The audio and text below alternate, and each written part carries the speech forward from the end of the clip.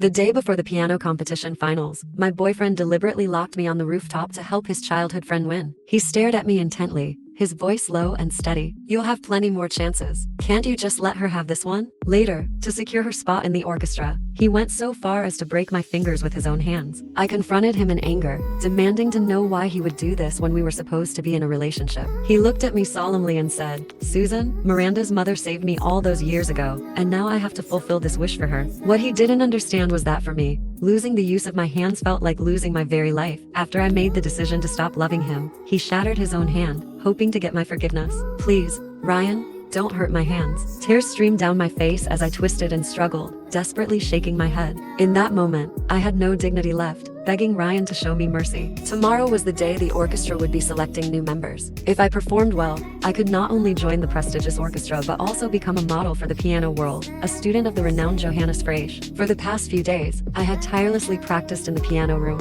hoping to seize this once-in-4-year opportunity. This was not just my dream, it was the dream my late mother had for me. The long-awaited moment was finally almost here. But my boyfriend, Ryan Menzies, was doing everything he could to pave the way for his childhood friend, Miranda Santos. Right now, he was having 2 bodyguards hold me down while he intentionally hurt my hands, also that I couldn't attend the orchestra's audition tomorrow, clearing the way for Miranda to win the competition. I knew Ryan had a soft spot for her, but I never imagined he would go this far. Even though he heard my pleas, he kept his face dark, holding up a chair and slowly walking toward me. He looked at me and said, "I'm sorry, Susan. You're a genius, and you've always had it easy. You don't understand how hard Miranda's journey has been. You'll have plenty more chances. Can't you just let her have this one?" Was Miranda's path really so difficult? Was mine any easier? I stared at him in disbelief, my heart aching. "So, you're going to break my hands just for her? Do you remember when you promised to protect me, to cherish me for life? But now, for Miranda, you're going to do this to me." At my words, Ryan froze, his expression wavering. I could see his hesitation, and a glimmer of hope sparked in my heart. I quickly added,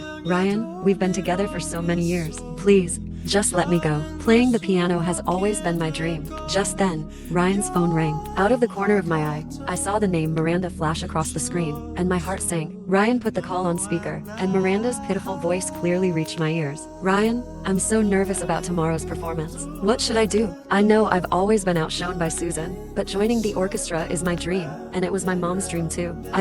Hearing Miranda's voice, Ryan's eyes softened with pity. He lowered his voice and comforted her. "Don't worry, I'll help you." My eyes widened in disbelief, and the sense of unease in my chest grew stronger. After hanging up, Ryan's gaze toward me turned cold again. "I'm sorry, Susan. Miranda's mother saved me all those years ago, and now I have to fulfill this wish for her. Don't worry, I'll make it up to you." I trembled with fear, barely able to speak. "Ryan, why you can't do this to me?" Ryan raised the chair in his hands, and with a swift motion, brought it down on me, his eyes cold as they met mine. I was paralyzed by the fear in my eyes, unable to move.